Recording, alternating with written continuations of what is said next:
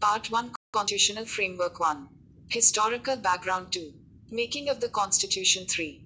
Salient Features of the Constitution 4. Preamble of the Constitution 5. Union and its Territory 6.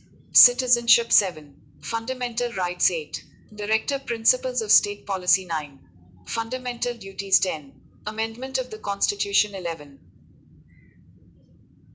Basic structure of the Constitution. 1. Historical background. British came to India in 1600 as traders, in the form of East India Company, which had the exclusive right of trading in India under a charter granted by Queen Elizabeth I.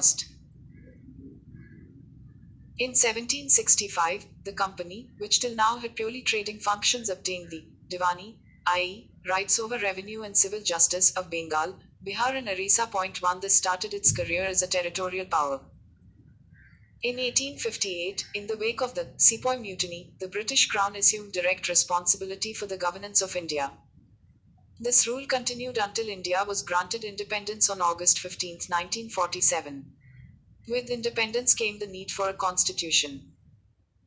Hence, a Constituent Assembly was formed for this purpose in 1946, and on January 26, 1950, the Constitution came into being. However, various features of the Indian Constitution and polity have their roots in the British rule. There were certain events in the British rule that laid down the legal framework for the organization and functioning of government and administration in British India. These events have greatly influenced our constitution and polity. They are explained here in a chronological order under two major headings. 1. The Company Rule 1773-18582. The Crown Rule 1858-1947.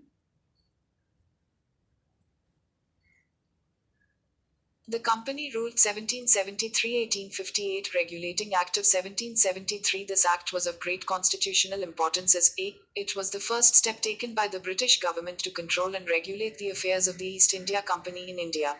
b. It recognized, for the first time, the political and administrative functions of the company, and c. It laid the foundations of central administration in India.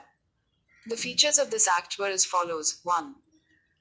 It designated the Governor of Bengal as the Governor General of Bengal, and created an executive council of 4 members to assist him. The first such Governor General was Lord Warren Hastings. 2.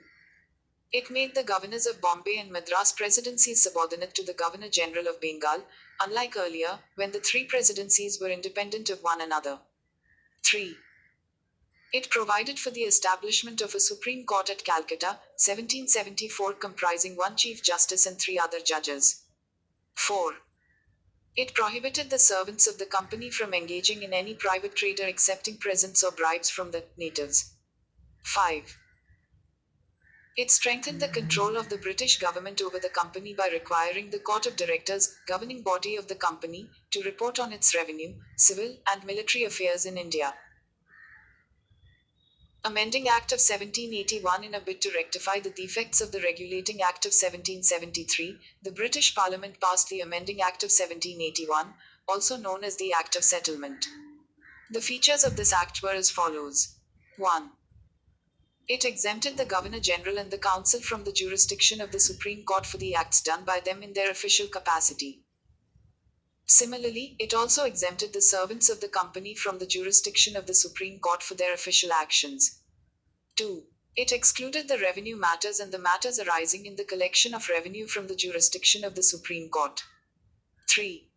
It provided that the Supreme Court was to have jurisdiction over all the inhabitants of Calcutta. It also required the court to administer the personal law of the defendants, i.e., Hindus were to be tried according to the Hindu law and Muslims were to be tried according to the Mohammedan law. 4. It laid down that the appeals from the provincial courts could be taken to the Governor General in Council and not to the Supreme Court. 5. It empowered the Governor General in Council to frame regulations for the provincial courts and councils. Pitt's India Act of 1784. The next important act was the Pitt's India Act 2 of 1784. The features of this act were as follows. 1. It distinguished between the commercial and political functions of the company. 2. It allowed the Court of Directors to manage the commercial affairs, but created a new body called Board of Control to manage the political affairs. Thus, it established a system of double government. 3. It empowered the Board of Control to supervise and direct all operations of the civil and military government or revenues of the British possessions in India. Thus, the act was significant for two reasons. First, the company's territories in India were for the first time called the British possessions in India. And second, the British government was given the supreme control over company's affairs and its administration in India.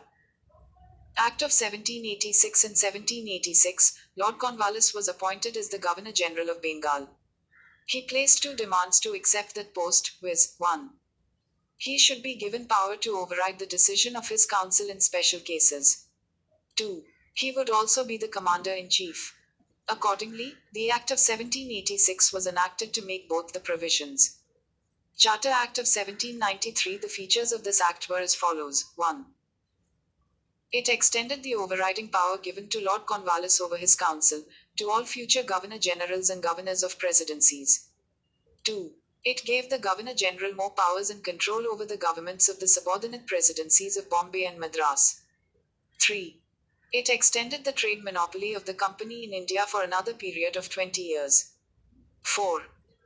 It provided that the Commander-in-Chief was not to be a member of the Governor-General's Council, unless he was so appointed. 5. It laid down that the members of the Board of Control and their staff were, henceforth, to be paid out of the Indian revenues. Charter Act of 1813. The features of this act were as follows. 1. It abolished the trade monopoly of the company in India, i.e., the Indian trade was thrown open to all British merchants. However, it continued the monopoly of the company over trade in tea and trade with China. 2. It asserted the sovereignty of the British Crown over the company's territories in India. 3. It allowed the Christian missionaries to come to India for the purpose of enlightening the people. 4. It provided for the spread of Western education among the inhabitants of the British territories in India. 5. It authorized the local governments in India to impose taxes on persons. They could also punish the persons for not paying taxes. Charter Act of 1833. This act was the final step towards centralization in British India. The features of this act were as follows. 1. It made the Governor-General of Bengal as the Governor-General of India and vested in him all civil and military powers. Thus, the act created, for the first time, Government of India having authority over the entire territorial area possessed by the British in India. Lord William Bentinck was the first Governor-General of India. 2. It deprived the Governor of Bombay and Madras of their legislative powers. The Governor-General of India was given exclusive legislative powers for the entire British India. The laws made under the previous acts were called as regulations, while laws made under this act were called as acts. 3. It ended the activities of the East India Company as a commercial body, which became a purely administrative body. It provided that the company's territories in India were held by it, in trust for His Majesty, his heirs and successors. 4. The Charter Act of 1833 attempted to introduce a system of open competition for selection of civil servants and stated that the Indians should not be debarred from holding any place, office and employment under the company. However, this provision was negated after opposition from the Court of Directors. Charter Act of 1853. This was the last of the series of Charter Acts passed by the British Parliament between 1793 and 1853. It was a significant constitutional landmark. The features of this act were as follows. 1. It separated, for the first time, the legislative and executive functions of the Governor-General's Council. It provided for addition of 6 new members called legislative councillors to the council. In other words, it established a separate Governor-General's Legislative Council which came to be known as the Indian Central Legislative Council. This legislative wing of the council functioned as a mini-parliament, adopting the same procedures as the British Parliament. Thus, legislation, for the first time, was treated as a special function of the government, requiring special machinery and special process. 2. It introduced an open competition system of selection and recruitment of civil servants. The covenanted civil service 3 was, thus, thrown open to the Indians also. Accordingly, the Macaulay Committee, the Committee on the Indian Civil Service, was appointed in 1854. 3.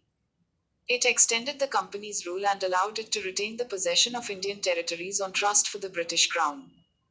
But it did not specify any particular period, unlike the previous charters.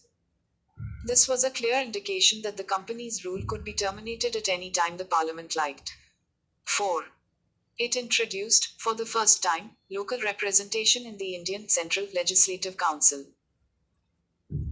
Of the 6 new legislative members of the Governor General's Council, 4 members were appointed by the local provincial governments of Madras, Bombay, Bengal and Agra. The Crown Rule 1858-1947, Government of India Act of 1858. This significant act was enacted in the wake of the revolt of 1857, also known as the First War of Independence or the Sepoy Mutiny. The act, known as the Act for the Good Government of India, abolished the East India Company and transferred the powers of government, territories and revenues to the British Crown. The features of this act were as follows. 1. It provided that India, henceforth, was to be governed by, and in the name of, Her Majesty. It changed the designation of the Governor-General of India to that of Viceroy of India. Viceroy was the direct representative of the British Crown in India. Lord Canning, thus, became the first Viceroy of India. 2. It ended the system of double government by abolishing the Board of Control and Court of Directors. 3. It created a new office, Secretary of State for India, vested with complete authority and control over Indian administration. The Secretary of State was a member of the British Cabinet and was responsible ultimately to the British Parliament. 4. It established a 15-member Council of India to assist the Secretary of State for India. The Council was an advisory body. The Secretary of State was made the chairman of the Council. 5.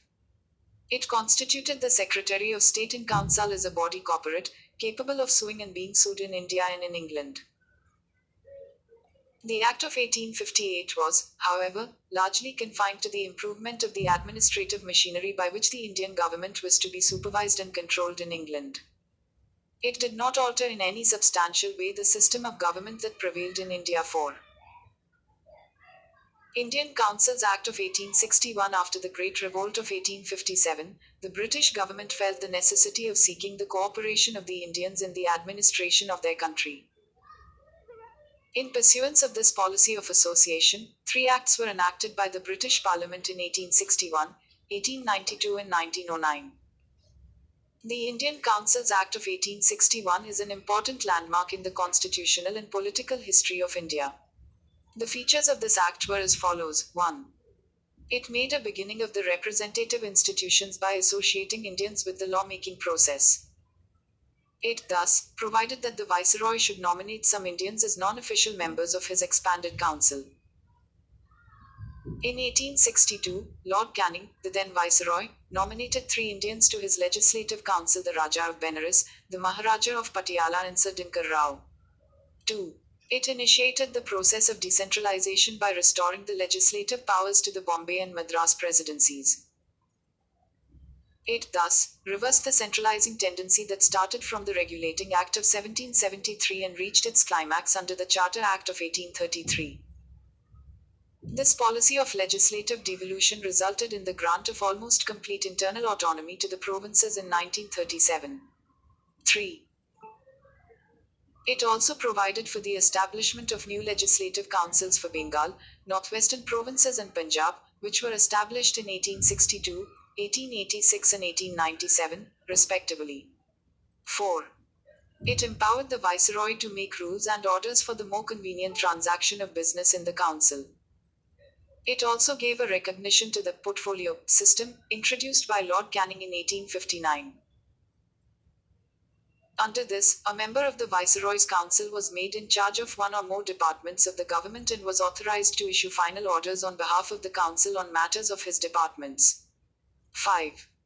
It empowered the Viceroy to issue ordinances, without the concurrence of the Legislative Council, during an emergency. The life of such an ordinance was 6 months. Indian Councils Act of 1892. The features of this act were as follows. 1. It increased the number of additional non-official members in the central and provincial legislative councils, but maintained the official majority in them. 2. It increased the functions of legislative councils and gave them the power of discussing the budget. 5. And addressing questions to the executive. 3. It provided for the nomination of some non-official members of the A. Central Legislative Council by the Viceroy on the recommendation of the Provincial Legislative Councils and the Bengal Chamber of Commerce, and B. that of the Provincial Legislative Councils by the Governors on the recommendation of the district boards, municipalities, universities, trade associations, zamindars and chambers. The Act made a limited and indirect provision for the use of election in filling up some of the non-official seats both in the central and provincial legislative councils. The word election was, however, not used in the Act. The process was described as nomination made on the recommendation of certain bodies. 6. Indian Councils Act of 1909. This act is also known as Morley-Minto Reforms. Lord Morley was the then Secretary of State for India and Lord Minto was the then Viceroy of India. The features of this act were as follows. 1. It considerably increased the size of the legislative councils, both central and provincial. The number of members in the Central Legislative Council was raised from 16 to 60. The number of members in the provincial legislative councils was not uniform. 2. It retained official majority in the Central Legislative Council, but allowed the provincial legislative councils to have non-official majority. 3. It enlarged the deliberative functions of the legislative councils at both the levels. For example, members were allowed to ask supplementary questions, move resolutions on the budget and so on. 4. It provided for the first time for the association of Indians with the executive councils of the Viceroy and governors. Satyendra Prasad Sinha became the first Indian to join the Viceroy's executive council. He was appointed as the law member. 5. It introduced a system of communal representation for Muslims by accepting the concept of separate electorate. Under this, the Muslim members were to be elected only by Muslim voters. Thus, the Act legalized communalism, and Lord Minto came to be known as the father of communal electorate. 6. It also provided for the separate representation of presidency corporations, chambers of commerce, universities and zamindars. Government of India Act of 1919. On August 20, 1917, the British government declared, for the first time, that its objective was the gradual introduction of responsible government in India. 7. The Government of India Act of 1919 was thus enacted, which came into force in 1921. This act is also known as Montagu-Chelmsford Reforms. Montagu was the Secretary of State for India and Lord Chelmsford was the Viceroy of India. The features of this act were as follows. 1. It relaxed the central control over the provinces by demarcating and separating the central and provincial subjects. The central and provincial legislatures were authorized to make laws on their respective list of subjects. However, the structure of government continued to be centralized and unitary. 2. It further divided the provincial subjects into two parts: transferred and reserved. The transferred subjects were to be administered by the governor with the aid of ministers responsible to the Legislative Council. The reserved subjects, on the other hand, were to be administered by the governor and his executive council without being responsible to the Legislative Council. This dual scheme of governance was known as dyarchy, a term derived from the Greek word diarch, which means double rule. However, this experiment was largely unsuccessful. 3. It introduced, for the first time, bicameralism and direct elections in the country. Thus, the Indian Legislative Council was replaced by a bicameral legislature consisting of an upper house, Council of State, and a lower house, Legislative Assembly. The majority of members of both the houses were chosen by direct election. 4. It required that the 3 of the 6 members of the Viceroy's Executive Council, other than the Commander-in-Chief, were to be Indian. 5. It extended the principle of communal representation by providing separate electorates for 6 Indian Christians, Anglo-Indians and Europeans. 6. It granted franchise to a limited number of people on the basis of property, tax or education. 7. It created a new office of the High Commissioner for India in London and transferred to him some of the functions hitherto performed by the Secretary of State for India. 8. It provided for the establishment of a Public Service Commission. Hence, a Central Public Service Commission was set up in 1926 for recruiting civil servants. 8. 9. It separated, for the first time, provincial budgets from the central budget and authorized the provincial legislatures to enact their budgets. 10. It provided for the appointment of a statutory commission to inquire into and report on its working after 10 years of its coming into force. Simon Commission in November 1927 itself, i.e., 2 years before the schedule, the British government announced the appointment of a 7-member statutory commission under the chairmanship of Sir John Simon to report on the condition of India under its new constitution. All the members of the commission were British and hence, all the parties boycotted the commission. The commission submitted its report in 1930 and recommended the abolition of diarchy, extension of responsible government in the provinces, establishment of a federation of British India and princely states, continuation of communal electorate and so on. To consider the proposals of the Commission, the British government convened 3 round-table conferences of the representatives of the British government, British India and Indian princely states. On the basis of these discussions, a white paper on constitutional reforms was prepared and submitted for the consideration of the Joint Select Committee of the British Parliament. The recommendations of this committee were incorporated, with certain changes, in the next Government of India Act of 1935. Communal Award. In August 1932, Ramsay MacDonald, the British Prime Minister, announced a scheme of representation of the minorities, which came to be known as the Communal Award. The award not only continued separate electorates for the Muslims, Sikhs, Indian Christians, Anglo-Indians and Europeans but also extended it to the depressed classes, scheduled castes. Gandhiji was distressed over this extension of the principle of communal representation to the depressed classes and undertook fast unto death in Yerwada jail, Pune, to get the award modified. At last, there was an agreement between the leaders of the Congress and the depressed classes. The agreement, known as Pune Pact, retained the Hindu joint electorate and gave reserved seats to the depressed classes. Government of India Act of 1935. The Act marked a second milestone towards a completely responsible government in India. It was a lengthy and detailed document having 321 sections and 10 schedules. The features of this Act were as follows. 1. It provided for the establishment of an all-India federation consisting of provinces and princely states as units. The Act divided the powers between the centre and units in terms of 3 lists: federal list for centre, with 59 items, provincial list for provinces, with 54 items, and the concurrent list for both, with 36 items. Residuary powers were given to the Viceroy. However, the federation never came into being as the princely states did not join it. 2. It abolished diarchy in the provinces and introduced provincial autonomy in its place. The provinces were allowed to act as autonomous units of administration in their defined spheres.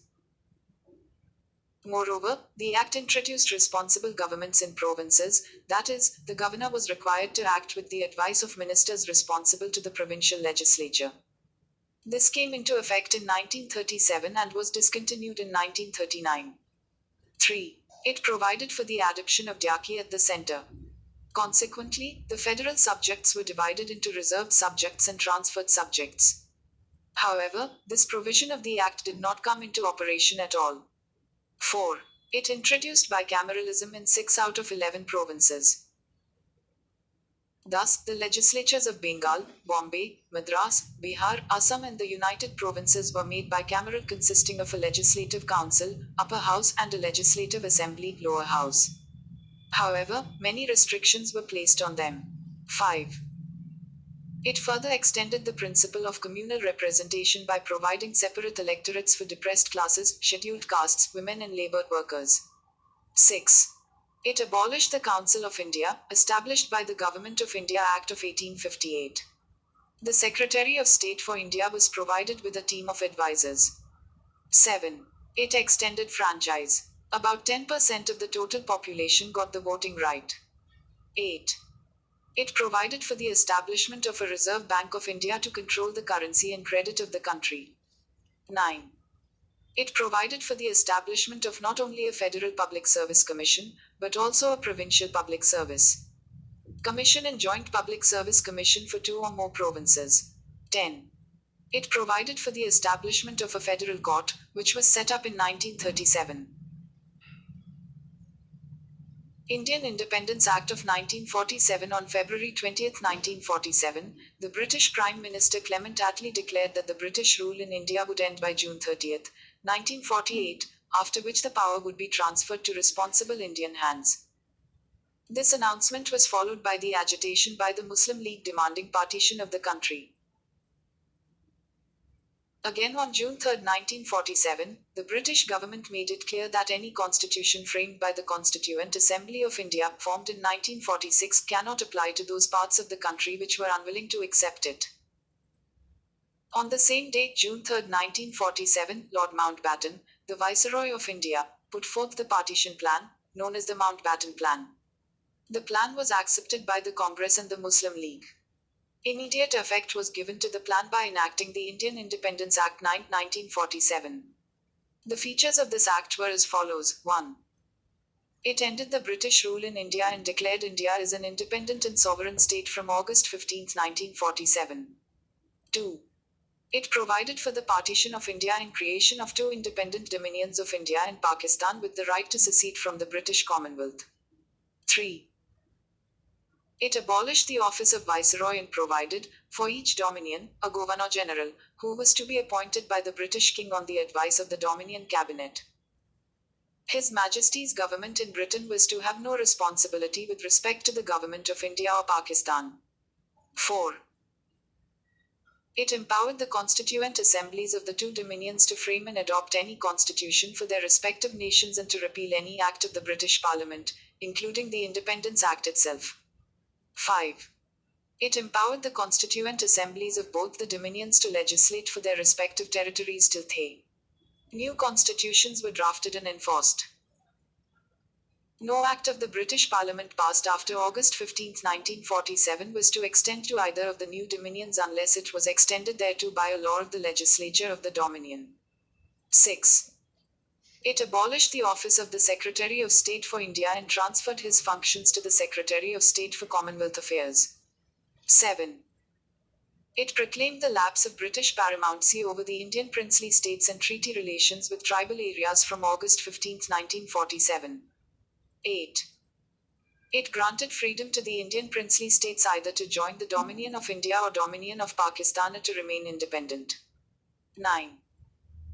It provided for the governance of each of the dominions and the provinces by the Government of India Act of 1935, till the new constitutions were framed. The dominions were however authorized to make modifications in the Act. 10. It deprived the British monarch of his right to veto bills or ask for reservation of certain bills for his approval. But this right was reserved for the Governor-General. The Governor-General would have full power to assent to any bill in the name of His Majesty. 11.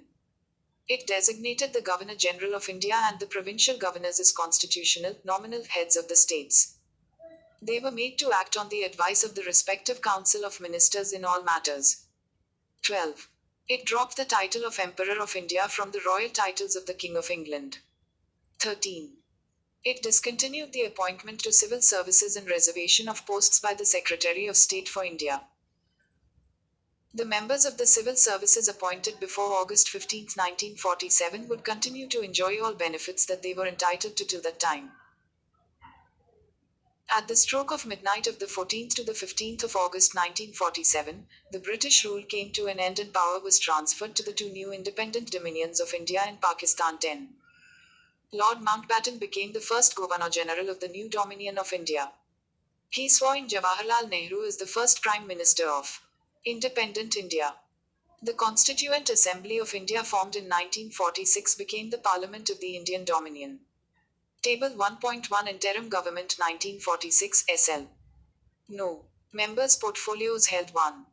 Jawaharlal Nehru Vice President of the Council, External Affairs and Commonwealth Relations 2. Sardar Vallabhbhai Patel Home, Information and Broadcasting 3. Dr. Rajendra Prasad Food and Agriculture 4. Dr. John Mathai Industries and Supplies 5. Jagjeevan Ram Labour 6. Sardar Baldev Singh Defence 7. Ch. Babha Works, Mines and Power 8. Liaquat Ali Khan Finance 9. Abdur Rab Nishta Posts and Air 10. Asaf Ali Railways and Transport 11. C. Rajagopalachari Education and Arts 12. II. Chandigarh Commerce 13. Ghaznafar Ali Khan Health 14. Joginder Nath Mandal Law Note. The members of the interim government were members of the Viceroy's Executive Council. The Viceroy continued to be the head of the council. But Jawaharlal Nehru was designated as the Vice President of the Council. Table 1.2 First Cabinet of Free India 1947 SL. Members' portfolios held. No. 1. Jawaharlal Nehru Prime Minister, External Affairs and Commonwealth Relations, Scientific Research 2. Sardar Vallabhbhai Patel Home, Information and Broadcasting, States 3. Dr. Rajendra Prasad Food and Agriculture 4. Maulana Abul Kalam Azad Education 5. Dr. John Mathai Railways and Transport 6. R.K. Shanmugam Chetty Finance 7. Dr. B.R. Ambedkar Law 8. Jagjeevan Ram Labor 9. Sardar Baldev Singh Defense 10. Raj Kumari Amrit Kaur Health 11. C.H. Babha Commerce 12. Rafi Ahmed Kidwai Communication 13. Dr. Shyama Prasad Mukherjee Industries and Supplies 14. V.N. Gargil Works, Mines and Power Notes and References 1. The Mughal Emperor, Shah Alam, granted Diwani to the company after its victory in the Battle of Buxar 1764. 2. It was introduced in the British Parliament by the then Prime Minister, William Pitt. 3. At that time, the civil services of the company were classified into covenanted civil services, higher civil services, and uncovenanted civil services, lower civil services. The former was created by a law of the company, while the latter was created otherwise. 4. Subhash C. Kashyap, Our Constitution, National Book Trust, 3rd edition, 2001, p. 14. 5. The system of budget was introduced in British India in 1860. 6. V. N. Shukla, The Constitution of India, Eastern Book Company, 10th edition, 2001, p. 8N. 7. The declaration thus stated, the policy of His Majesty's government is that of the increasing association of Indians in every branch of the administration, and the gradual development of self-government institutions, with a view to the progressive realization of responsible government in India as an integral part of the British Empire. 8. This was done on the recommendation of the Lee Commission on Superior Civil Services in India 1923-24. 9. The Indian Independence Bill was introduced in the British Parliament on July 4, 1947 and received the royal assent on July 18, 1947. The Act came into force on August 15, 1947. 10. The boundaries between the two dominions were determined by a boundary commission headed by Radcliffe. Pakistan included the provinces of West Punjab, Sindh, Baluchistan, East Bengal, Northwestern Frontier Province and the district of Sylhet in Assam. The referendum in the Northwestern Frontier Province and Sylhet was in favor of Pakistan. 2. Making of the Constitution demand.